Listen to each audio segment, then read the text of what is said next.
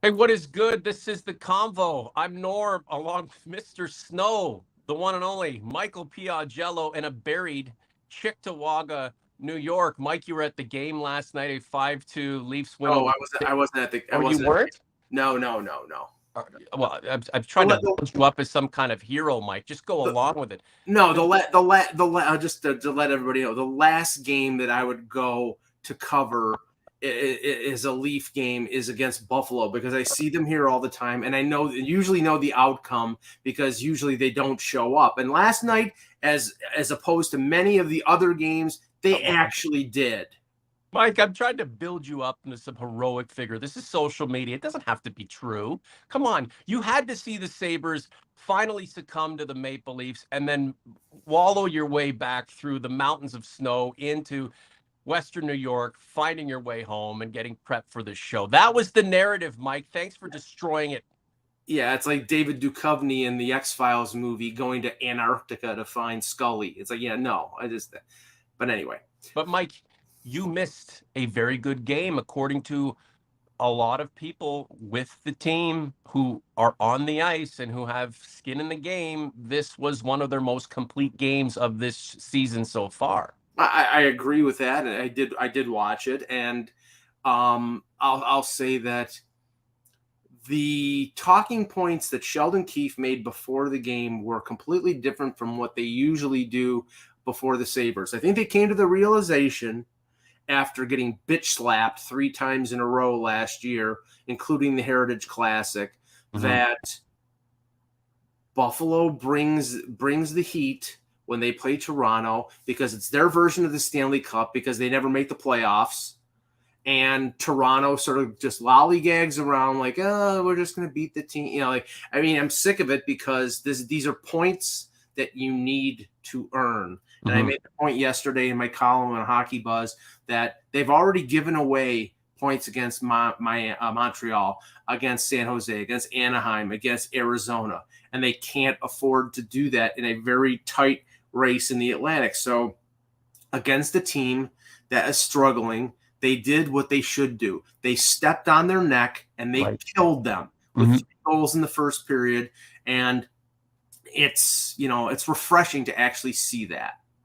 So they lost to New Jersey earlier this week. Mm-hmm. Any team right now would fall to the Devils. They've won 12 in a row, but I think the Leafs are going to end that streak this coming week in New Jersey. That was expected in a lot of ways because of the run that New Jersey's on. On the contrast, you have Buffalo shitting the bed. As you've mentioned, we've seen in the past, a struggling Buffalo team gets up for the Leafs, and the Leafs leave a lot to be desired. 3 goals in the first period on the power play, an even strength goal, which you think are rare these days, and I guess the stats bear it out. And then that interesting shorthanded goal, Mark Giordano with the net coming off. Explain to me what you saw in that and why they reversed that call. Well, I mean, the determination was that Alex Tuck, who was the trailing player for the Sabres, who was chasing Mitch Marner, and Marner makes the drop pass to Giordano, that Tuck could have prevented himself from knocking the net off of its moorings. And then if you saw, Giordano fanned on the puck, but shot it to the point that it would have gone in. It got past Ukko-Pekka Luukkonen and would have gone in had the net stayed on its moorings. So the office in Toronto determined that would have been a good goal. So that's why they ruled it a goal. Now, I was like, I thought it was going to be a penalty shot at first. Then they said delay a game penalty. I was pleasantly surprised that the call was a goal. I don't know about that one. Well, the official was pointing to center ice, wasn't he? I think he was pointing to the penalty box. I think he was pointing because on the ice it was called a delay a game penalty. Then it was video. Do you think Marner, Marner is in? Was he cut off there, or is he getting cute with that pass to Giordano? Was that a smart thing for him to do? Well, I mean, he was getting slashed by Tuck, and I mean, maybe he thought that that Luukkonen had the angle, and that if you drop it to Giordano, who, as he's on the breakaway, and you see, he looks behind him to see that Giordano's trailing him. He knew he was there. Yeah. The only thing it would be scary there is if that doesn't work and it gets past Giordano, then you have a 4-on-2 going the other way. So, I mean, it was a little risky, but I think he knew that Giordano was behind him. But I was a little surprised that it counted, but they did take advantage of a Sabres teams that's struggling in confidence right now and got a 3-0 lead. And every time the Sabres sort of tried to make a move to get back in the game, the Leafs had an answer. They scored, Buffalo scored a power play goal. Nylander comes back and gets I think it was a power play goal of his own, then a goal to lengthen the lead in the third period. So they were never really in danger, although against the Sabres, again, I'm always waiting for the other shoe to drop, but last night it didn't. This is the Convo, Norm with Mike. Thank you very much for your support. Like this content on YouTube. Make sure to subscribe to the channel. The Leafs outshot by 10 goals last night, 62% on the faceoff, 2 for 3 on the power play. We're in the box more, 32 hits. They out-hit a team. That's incredible. 19 block shots. They put in the work, Mike. And if all things were considered, and the Leafs played to their potential night in and night out, we wouldn't be surprised by the results. No, I mean, considering the history that the Leafs have with the Sabres and with teams that are inferior to them, we are surprised by this, right? And encouraged. It's kind of pathetic, but knowing what we know about the Leafs and what this team needs to overcome to take its next steps, maybe this is a big deal. Well, I mean, right now it's a statement of sort of the determination of this team. I mean, after that disastrous West Coast road trip where they went 1-2-2, they've won 6 of 9. They've gone 6-1-2. So they've gotten points in 8 of 9 games. Right. The schedule has been heavy home. Yeah. And now they go on the road, I think, for 6 of the next 7. So, things will balance out. And the consideration here and the concern is that, when they go on the road, and I'm looking at the schedule now, New Jersey's the opener, Minnesota, Pittsburgh, Detroit, Tampa, Dallas. There's some really good teams in there. There's also some teams that are struggling. So they have to those 6 games, they have to at least go 3-3. I mean, I think they're 3-3-2 on the road right now, but they've been taking advantage unlike past years, they've been taking advantage of their home games. And in this 3-game, they have Monday against the Islanders to finish out the 3-game homestand. In this most recent 3-game stretch this week, the best player on the club has been Matt Murray, and that is an extremely encouraging thing because, I mean, obviously him getting hurt after the first game and being out a month is not ideal. Everybody was criticizing the fact that this was a dumb, risky move to go with Matt Murray. Well, it seemed so in the beginning. Mikey got injured right away. So right, they that aren't out to lunch. They should have stuck with Jack Campbell or whatever. And I'm like, okay, the question here about Matt Murray is not quality. It's durability. Well, it's quantity. What can he give you? How much? Right. It's like, the thing I'm surprised at was that they felt confident enough in how healthy he was that they played him 3 games in 5 days. And he played really well against Pittsburgh. He is the only reason they got a point against New Jersey. I mean, New Jersey was up 2-1. He held them in. Nylander gets a fortunate goal deflecting off the shin pad of Jonas Siegenthaler.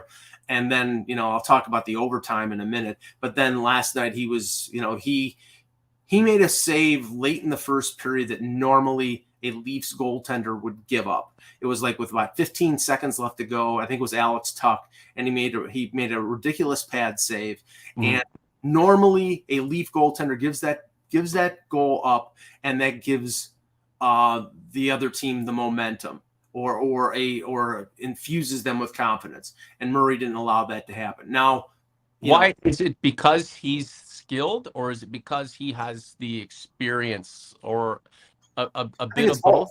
Yeah, I think it's both. Yeah, I mean, he worked last night too, Mike. 32 saves, 34 shots against. So he was worked. It's not like he's been easing into action the man has had to face rubber against some really good teams at a time when the Leafs need some momentum, and it's really, really just keep your fingers crossed. It's really encouraging.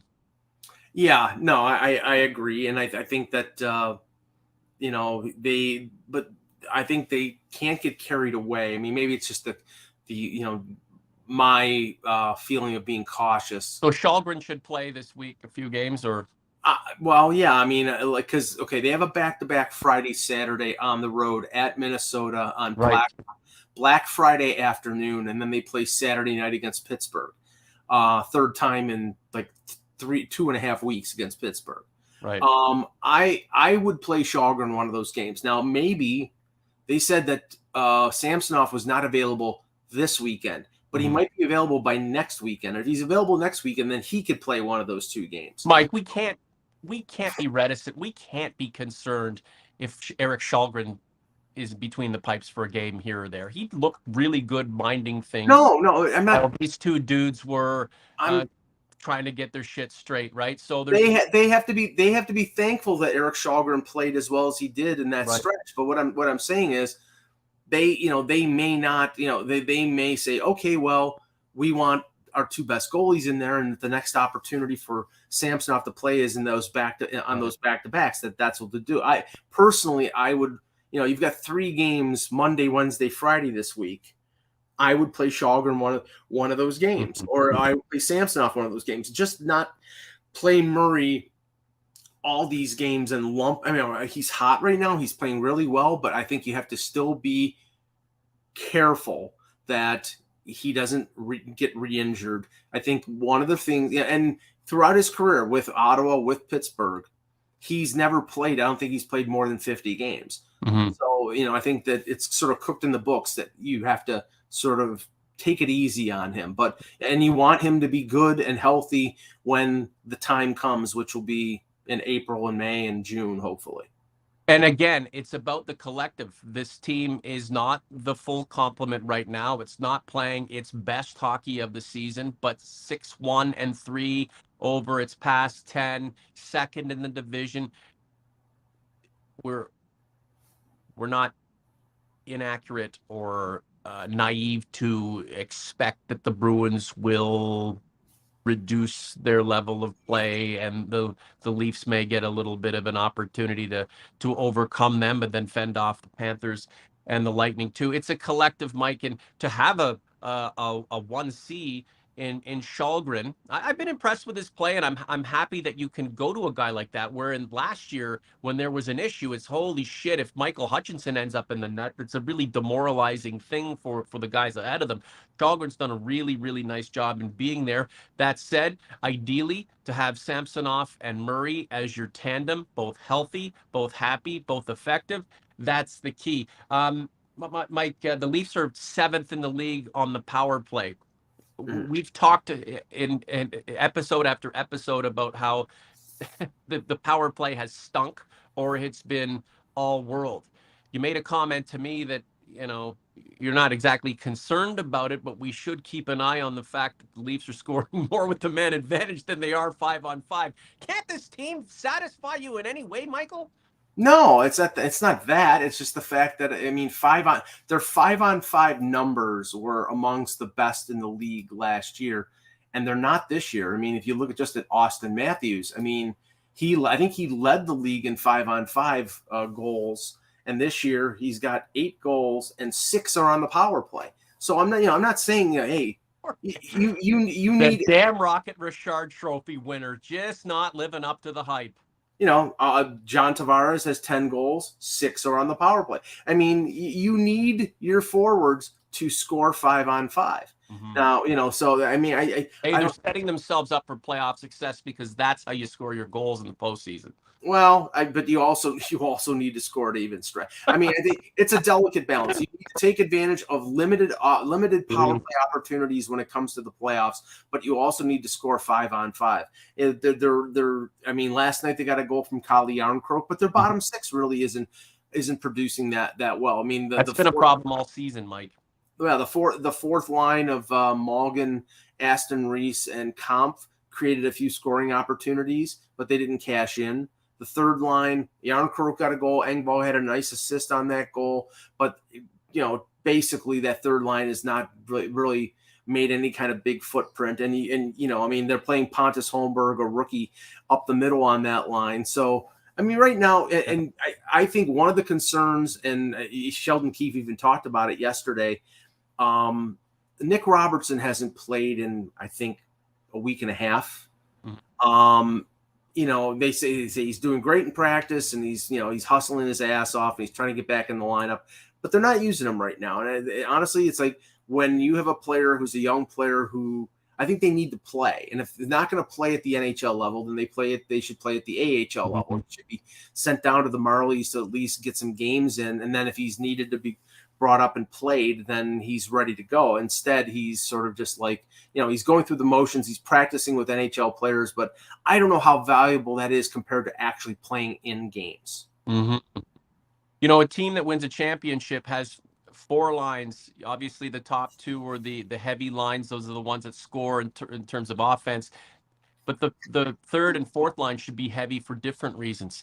And they should be feared when they are on the ice. They are in ways just as effective as the guys who carry the mantle, at least optically.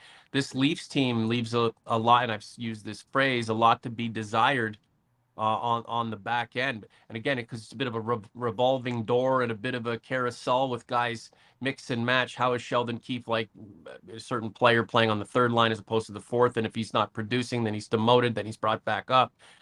That's something that can be worked on, but I'd really like to see the team get set back there and know that you have some checking lines and some lines that can shut other teams down, and know that they are there, right? But hey, what are we, 20, what are we, 15 games into the season now?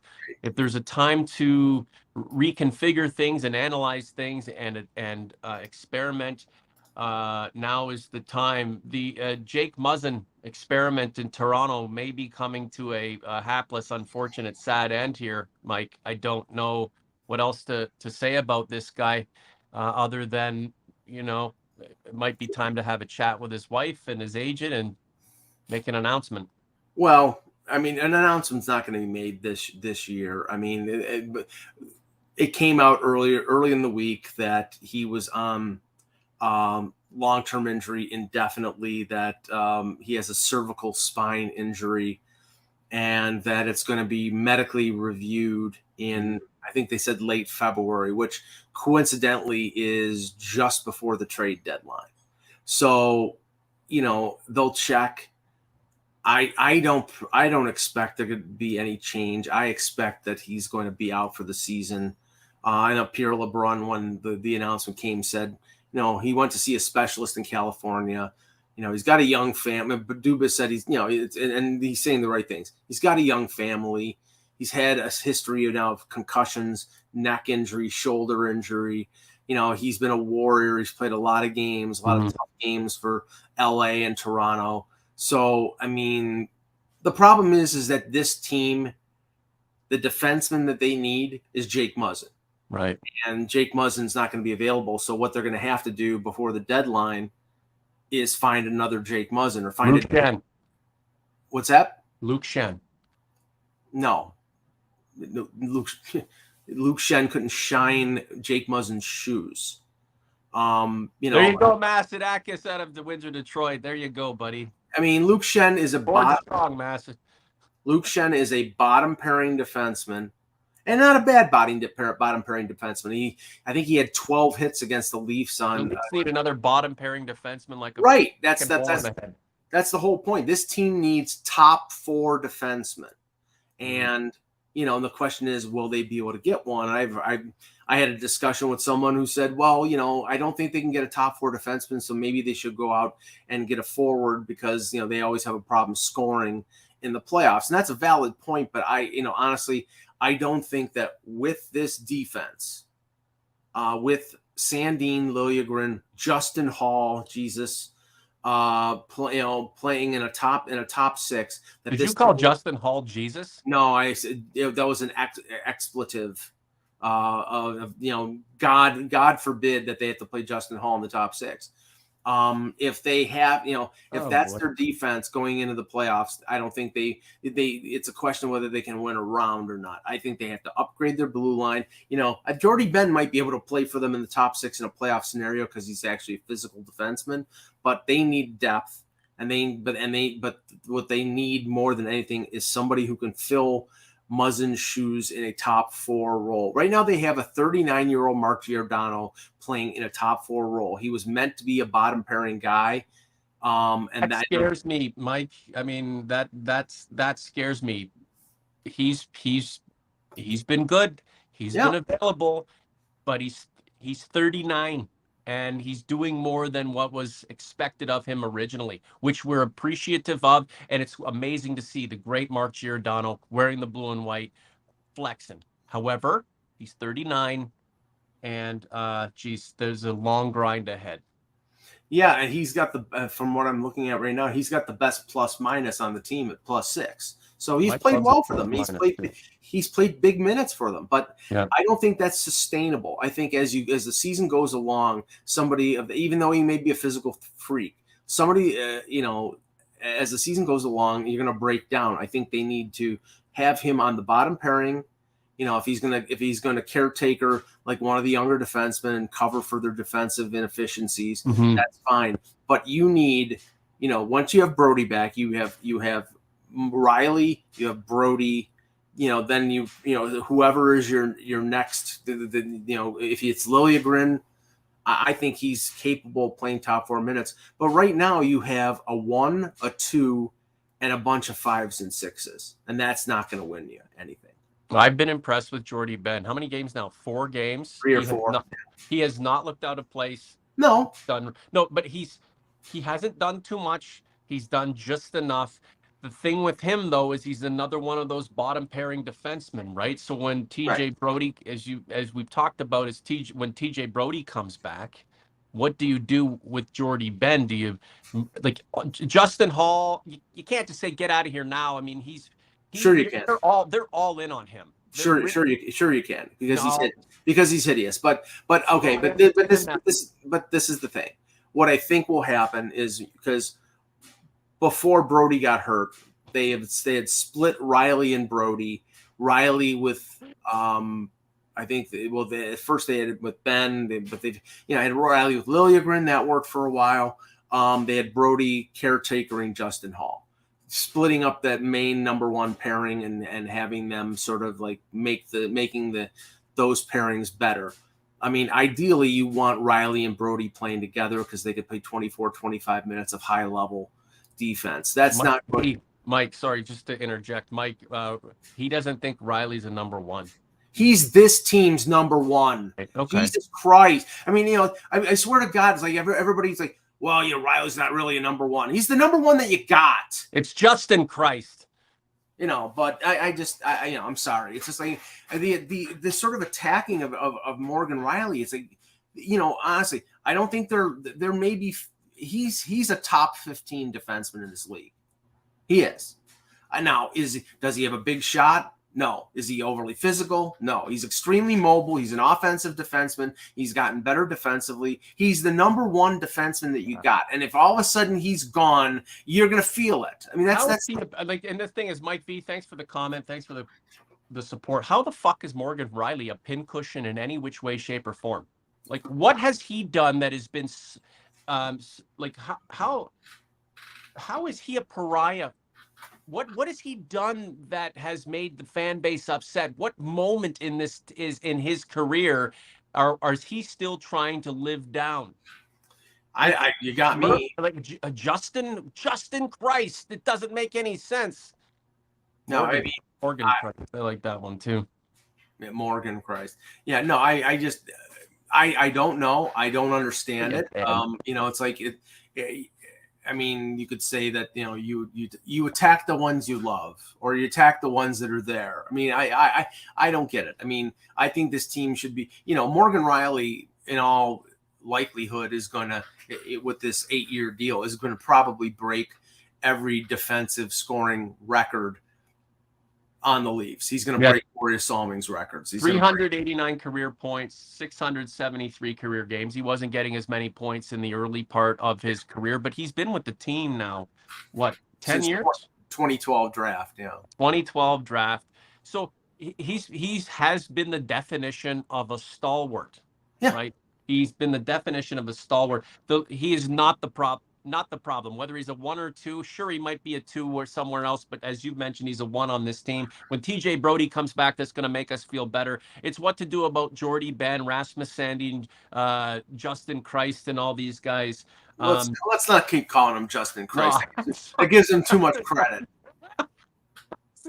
It's the exclamation. It's the Jesus Hall. It's the reaction. Oh my God, we've got to wrap up. We can't go too long. You wanted to title this show Murray-aculous, or no, Murray-aculous. Yeah, because I think Matt Murray right now in that 3-game start, and it's only 3 games. I mean, God forbid, something could happen next week and he's on the IR again. But right now, he was the reason that they earned 5. He played really well in Pittsburgh. He played really well against Buffalo, and he stole a point against New Jersey. I don't think they're going to play him this kind of games in a row all the time. I think that would be unwise, but the quality that you saw in the goaltending of Matt Murray in these 3 games is what I saw as the potential when, even before they made the trade over the summer. And I know there are a lot of critics out there. Oh, this is a bad move. Oh, they should have signed Jack Campbell. Look at the way Jack Campbell's playing right now at Edmonton. And, everybody had their knives out when Matt Murray got hurt in the first weekend of the season. But I'm telling you, if he stays healthy, and that's a big if, he's a better goaltender. He's won 2 Stanley Cups, and that's no fluke. He won. It may be a fluke if you win 1. He won 2. And it was a superstar team with Pittsburgh, but he had to make the saves. And he's a quality goaltender. It's always been health. And with him, I think he's got his head on straight. He had some personal tragedy in his life with his dad. He had some concussion issues and other issues in Ottawa. I never thought that was a good trade because Ottawa was expecting Matt Murray to steal games for them. He was basically operating there with no support. He's got support in Toronto, and he's a good goaltender. And if he can stay healthy, they've got themselves a goalie. Geez, they've got 4 games coming up this week, and then into Detroit on the Monday. Just to follow up on Mike B, because we love him. His comment about Morgan Rielly, he doesn't think he's a pincushion at all. He likes Rielly, just doesn't dominate the games the way a true number 1 does. Well, guess what? True number 1s don't grow on trees. There's maybe 5 or 6 of them in the league. It's like, K.O. McCall. Sorry, the other thing, too, is the Leafs don't need a dominant guy who's going to, Bobby Orr kind of defenseman. They have the 4 of the most dynamic offensive players in the league. That's where they are the group that moves this team forward. There's no real expectation of a Bobby Orr or a Nick Lidstrom kind of guy, or a PK Subban at peak.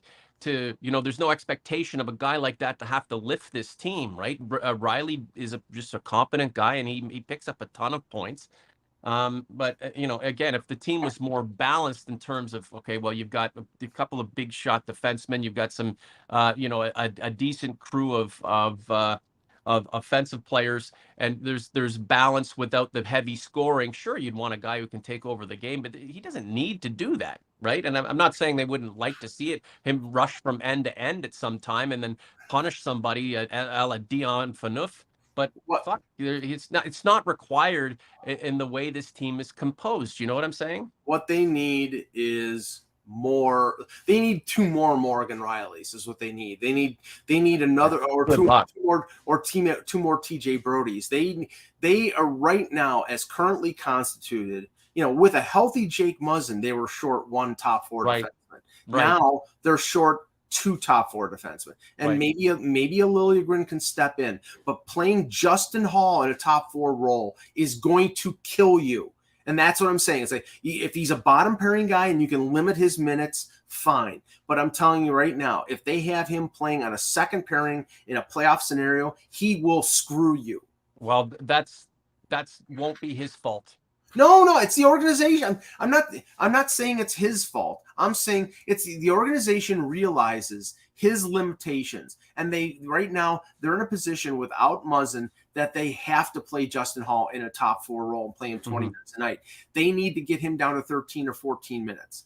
And if that means playing, you've got 40, 50 games before, 50 or 60 games before the end of the regular season, where you can find out whether Sandin and Liljegren can handle those kind of minutes in a playoff scenario. Because I know if you're putting Giordano in that role, I mean, that I'm sorry, that's just too much to ask. Yeah, and I mean, it's not like the Leafs are without bodies. It's the type of bodies, right? Do you think that it's this crew ride or die until there's an opportunity closer to the trade deadline, or so? They're just going to have to figure it out. Yeah, right? the only have to figure it out. Coaching staff's going to figure it out. The players are going to have to either be more aggressive or regress. The only top 4 option out there before I would say Christmas is Chychrun. Now, Chychrun probably gets traded in the next couple weeks. It seems like Arizona wants to move. Chris Johnston told us on the Off the Post show a couple weeks ago that he doesn't think that Toronto's in on Chychrun. There's been some other indications that they are. I don't think they are. So if the defensive unit isn't in a crisis, but it is it is put together in a way that can be improved and needs to be improved, why aren't they in on Chychrun? I just don't think that they value Chychrun as much as other teams do. I mean, Ottawa seems desperate to make a move. Maybe St. Louis. I don't think the Leafs are willing to give up the package that Arizona is looking for Chychrun. And the thing, the durability question is a big thing. He's been hurt a number of times over the last few years. He's 24 years old. I mean, the contract is tantalizing, the talent of the player is tantalizing, but you need the guy on the ice, and he's coming off 2 surgeries. They need somebody who's going to be there. He plays a rough style of game, and they would like that, but I don't think that they're willing to make that kind of move. Mm-hmm. And but they want to make a similar move. They want to trade for a defenseman that has term. I just don't think that they're willing to do it for Chychrun. Now, the thing is, if they can't find somebody that's a fit, then they go to the rentals, and then you're talking about probably January, February before they make that move. So right now, I think once Brody comes back, I think they're going to stick with the 7 that they have until it gets closer to the deadline, and then maybe they look for a bargain or 2. But I don't foresee them going in on Chychrun, but I could be wrong. One phone call, as they always say, one phone call could change it. Yeah. There's an expectation among the fan base. There's a hopefulness among the fan base. There's a feeling of dread amongst the fan base, and there's a lack of confidence among the fan base. We are a conundrum, Mike. We are all over the place. We got to get out of here, but real quick, Corey Parrish, I'm with you, Mike. Hull is a disaster. And the only ice he should see is the ice in his drink at the airport on the way out of Toronto. That is just so fucking mean, Corey, and we love you for it. Alan, I think he's from Florida or somewhere. He's just all baseball talk. Wanted to get our impressions of the Teoscar Hernandez trade to Seattle. I think they're making room for Brandon Nimmo. Well, okay. First, he's a stat darling, and Shapkin's like those kinds of guys. What they got back in the deal was, a good reliever. Hansen had great stats. Maybe he'd be a setup guy for Romano, but they didn't get a ton. I don't know a lot about the other pitcher that they got. And Teoscar Hernandez was 1 year away from free agency, right. So I don't think they were going to pay him. So it's now. Nimmo, I mean, they're talking about 6 years, $20 million per season, like him going to Colorado or the Blue Jays. The money's insane, Mike. You know that. I don't think he's worth that, honestly. Like if I was a team out there, and I'm hoping the Yankees do this, the guy I would want is Benintendi. I mean, I think Benintendi. I thought that was a done deal. No, he hasn't re-signed with the Yankees. But I thought like that was going to happen. Well, I mean, I would like it for it to happen, but there hasn't been any kind of. I don't think they're going to do anything now until they sign Judge. They signed. The Jays feel like Nimmo is about to hit peak or about to have that run where he's at his best, and just coupled with where the Jays are in terms of their level of play, I think they're going to be. They could be picked to win the division. They want Nimmo because he's a lefty and because he gets on base and he's an above average defensive outfielder. So maybe he plays center and they move Springer to right. Limit the wear and tear on Springer. But anything on Judge? Are you hearing anything about him? I mean, is it just down to the Yankees or Giants kind of thing? No, I mean I'd be really surprised if he signs anywhere other than the Yankees. Me too. I mean, I've heard $40 million for 8 years, and I think that's probably. He'd be the highest paid player, highest paid batter in the league. At what point does the team fire Dubas? Well, I don't think he gets fired at all during the season. And honestly, if his contract is up at the end of this year, if they decide that they're not going to renew, then he just goes and they're not firing him. They just agreed to part. I mean, I've heard. See, this is the thing. I've heard a couple things about. Well, even if they win a round or two, Dubas may go someplace else. Honestly, why? I'd find it hard to believe that Kyle Dubas, after finally getting, breaking the glass ceiling, so to speak, and then winning a round or two and making that, he would leave, the best job or one of the most prominent jobs in hockey to go someplace else, unless he gets a multi-year deal and he's got safety for 10 years or something like that. I don't think it's happening. Or he has a falling out with the brass.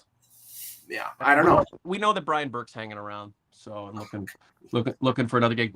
So much for a short show, Michael. Yeah, we talk too much. What's your latest column on hockeybuzz.com? It's the podcast Sunday with the Leafs Convo. So there you go. Well, thank you very much for your endorsement. OG's Conference, thank you.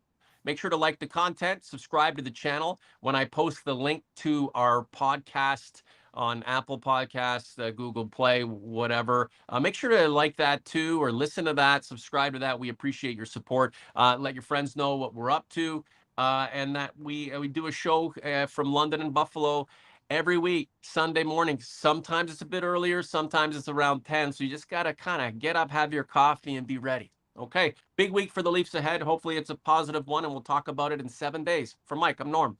We're out.